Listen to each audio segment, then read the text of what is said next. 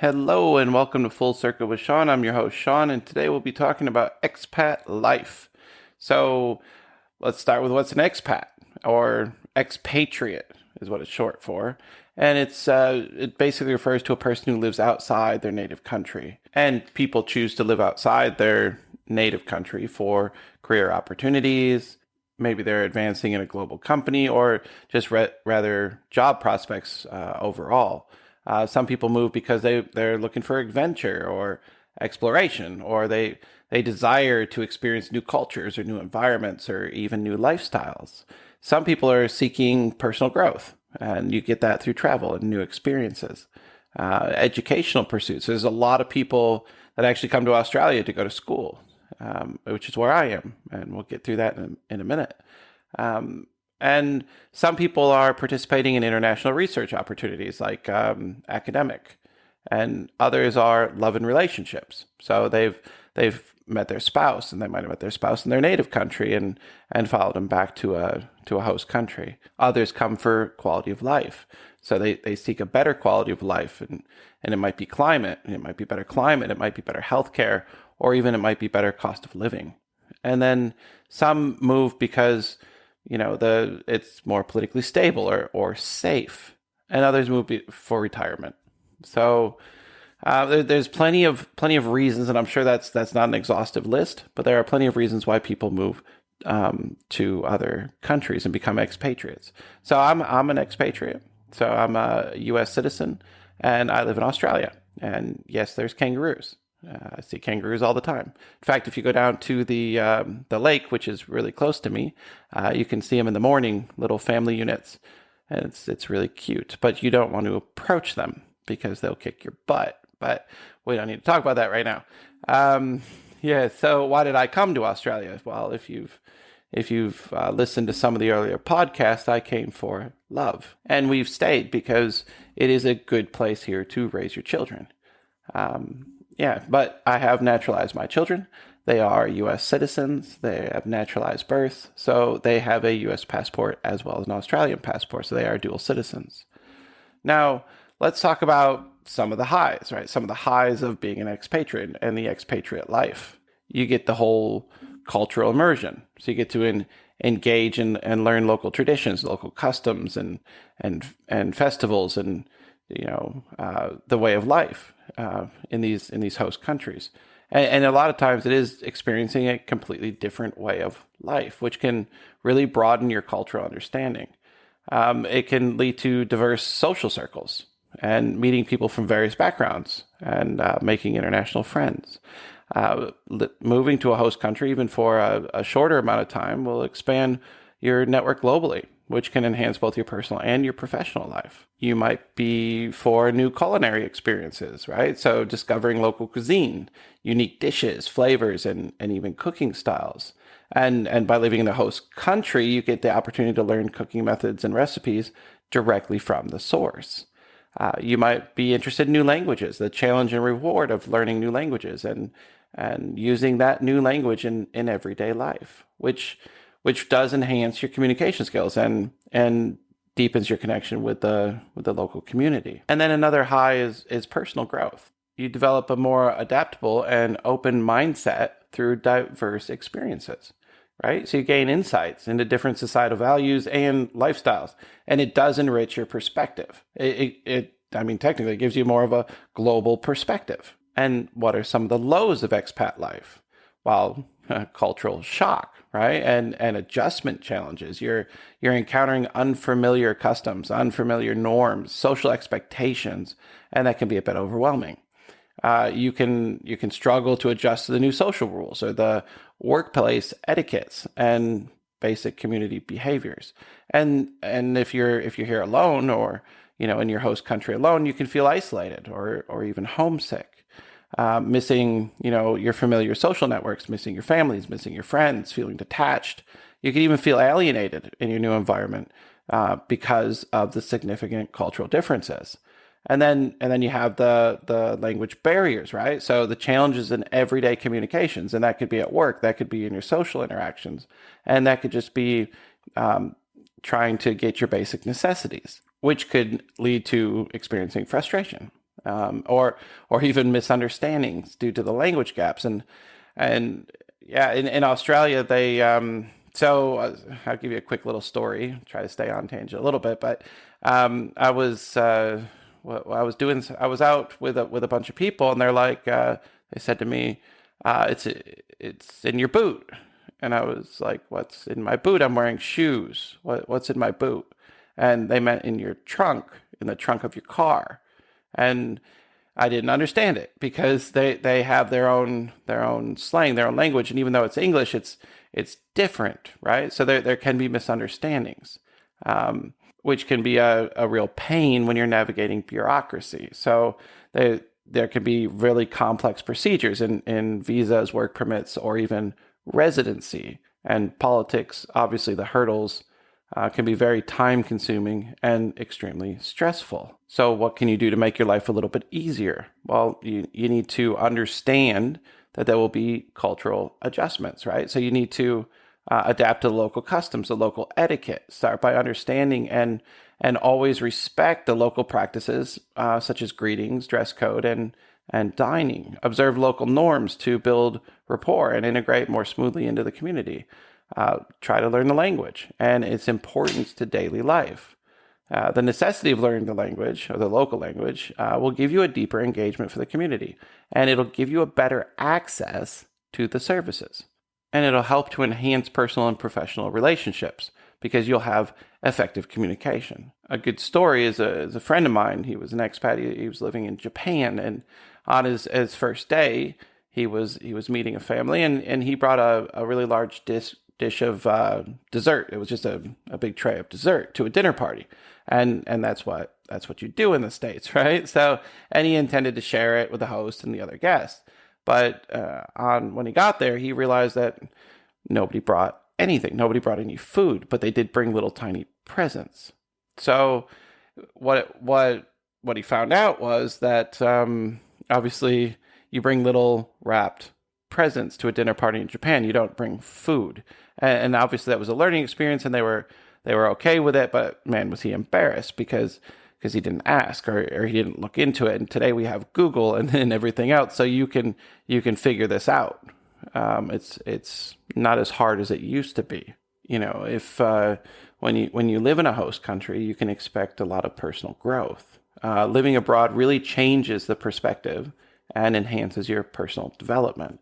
It gives you exposure to really diverse viewpoints and a way of life that challenges your pre-existing beliefs and can broaden your view. You know, when I first went to Africa, I watched all the movies, right? So everything's lions and elephants, and you know, be careful of this and that, and they have full cities there. They have absolutely full cities. And when I talk to people in the States or friends that aren't in Australia, they say, oh yeah, there's you know, kangaroos and snakes and everything all around you all the time. And yes, okay, there are kangaroos, but I live in the suburbs, so not so much in the city. You won't find kangaroos, but it's not all bush, right? That's what they call the country is bush. It's not all bush, right? Australia has plenty of cities, and it's very modern, and obviously there's running water and there's sanitation and everything else here. So yeah, we can all have our preconception. I mean, if you've watched Crocodile Dundee, everybody thinks that's what Australia is, and it's not. It's a good movie, and there are places out there toward the center that might be, but it's not the majority of where people live. But they do have their own customs, and they do have their own language in a way. They have all their slang or you know, changes in language that you have to get used to, but it's not that much different from the States. So I guess Australia is one of those places where if you're going to move out of the States, it's probably the easier to adapt to. But I have been all over the world. I spent a bit of time in Africa. I went to Djibouti. I worked with the Navy SEALs in Kenya, not as a Navy SEAL, as a contractor.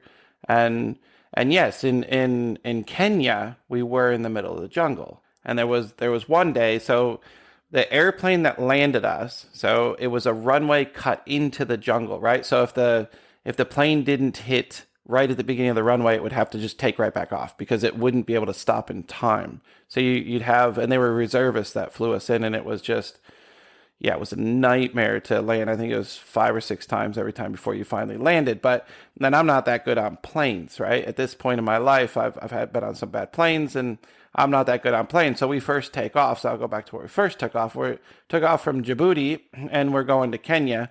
And all of a sudden, the plane is like diving and turning and diving. And I look at the other guy, and I said, "What the heck's going on? Is it that close? I thought it was further away." And he said, "No, they're chasing animals with an airplane." Yeah, think about that. Chasing animals with an airplane. Go reserves, right? Nothing against reserves. I'm just saying that freaked me out a little bit. So we land, and then maybe a couple weeks later, a bunch of the guys ran in. They just come in off a forklift, and there was a guy like on the top of the forklift, and the Navy SEALs said, "What's going on?" And they just looked scared to heck, right? And they said, "Well, we were driving back from the airfield, bringing back some stuff because a plane came in, and all of a sudden a whole bunch of baboons ran out in front of the forklift and then back into the jungle, and then a tigress jumped right out in front of the forklift and just looked up at them, and they were all like, 'That's it,' right?" But it just looked back down and jumped back in and kept chasing the baboons, and the Navy SEALs were like, "Awesome," and went looking for it. Right? Because that's what Navy SEALs do. And they went looking for it. And so they're out and they tell us this story when they come back, and they're out and they found what they thought was the tail. And they go over, and one of them grabs the tail and the other, slice it with a machete, but it wasn't, as they pulled it out, it was a snake. It was a really, really big snake. And so they chopped its head off, brought it back, skinned it, and, whatever. I don't know if they ate it or not. These guys ate just about anything.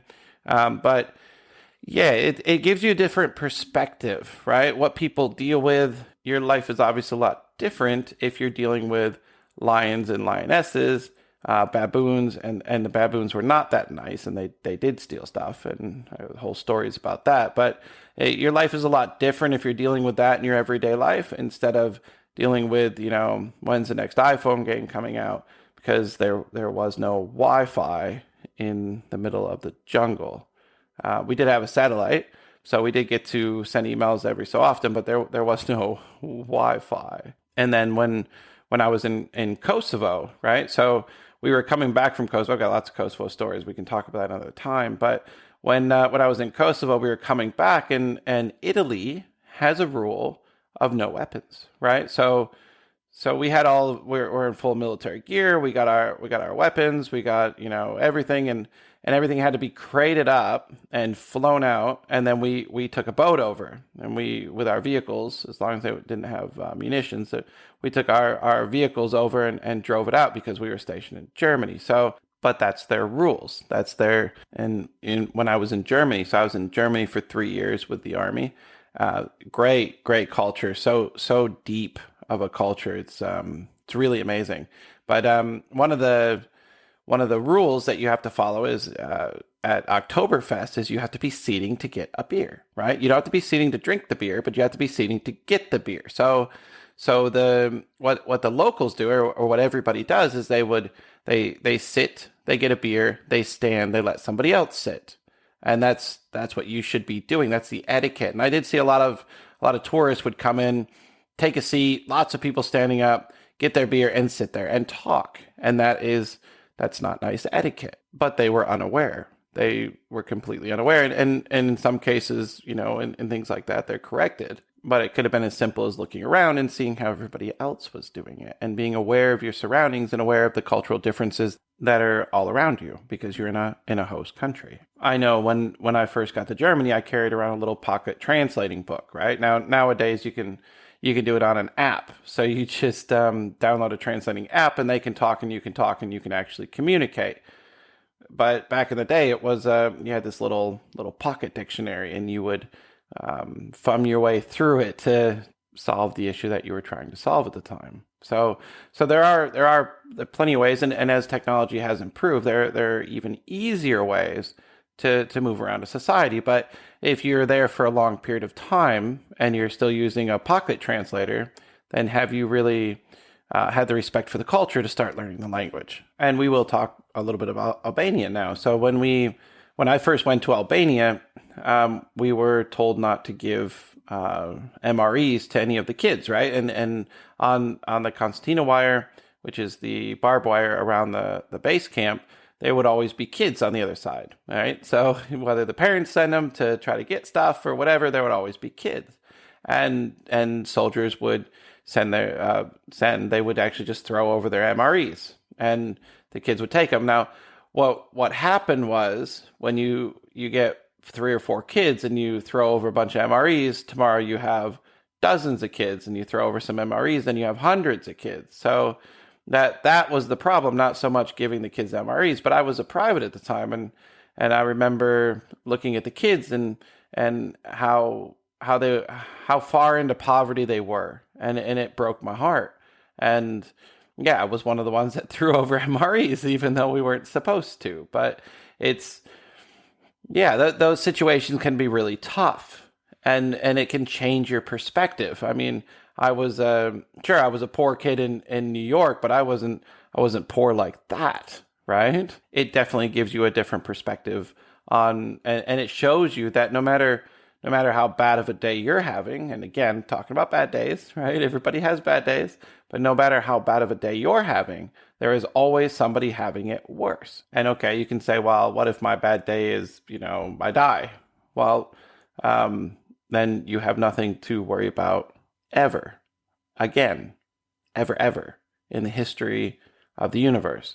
You have nothing to ever worry about. So yes, it's a bad day for a lot of people, but not for you once it's happened. So let's jump out of the morbid range a little bit and look at the differences of say work. So in America, you have to have a degree, right? And that was relevant in the military. You have to have a degree to become an officer. It's relevant in businesses. You need a master's degree or a bachelor's degree or a master's degree or a PhD or something if you want to move up high enough. America takes a lot of emphasis on the degree in education, where in Australia, it's work experience. So the more you've done in work and the more aptitude you have and how well you do, you can move up. In fact, you don't have to have a degree to run a big company here. You don't have to. Now, there are people that do, obviously, and the schools here are really good, but you don't have to. I know plenty of people that have worked their way up with very little schooling. Some haven't even finished high school here and went to work and are running full companies that even aren't their companies. Some are running their own companies, but I know some that are running other people's companies or big organizations that don't have the schooling. Okay? So, and yeah, okay, through their career, they've probably taken classes and stuff like that for the mentoring that they need, for the growth that they needed to learn certain aspects of, say, people management or time skills or whatever, but they don't actually have that bachelor's degree. If you look at our work, we have an engineer who started as a technician who doesn't have a degree, but he's an engineer. And I think that would be pretty unheard of in the state, which is a big cultural difference. And you'll find these differences, big or small, through every single country that you go to. And as a tourist, you might not notice them as much. You might not feel them as much.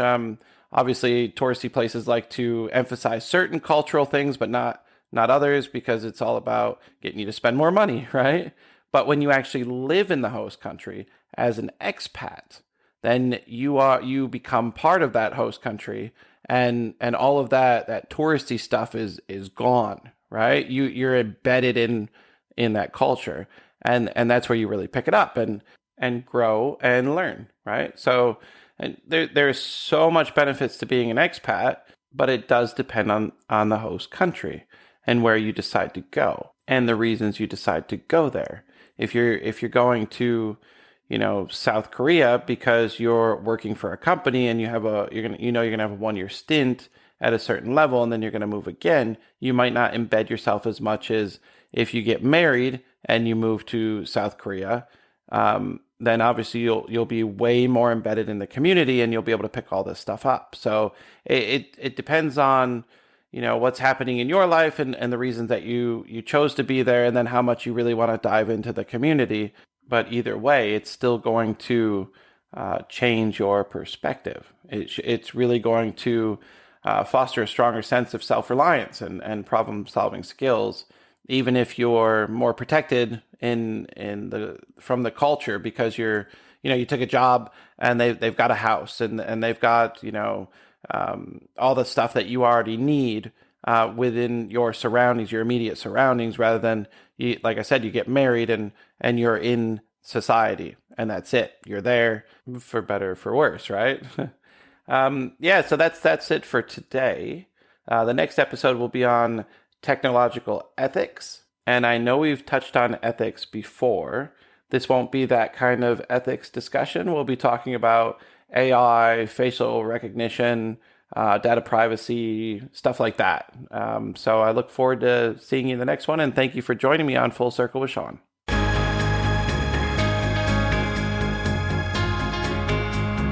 End of the road, we've come so far in the circle of life. With Shawn we're stars, from the depths of care to the force we go. In the twists of life we reap and sow. Journey on through every phase, find your strength in the darkest of days.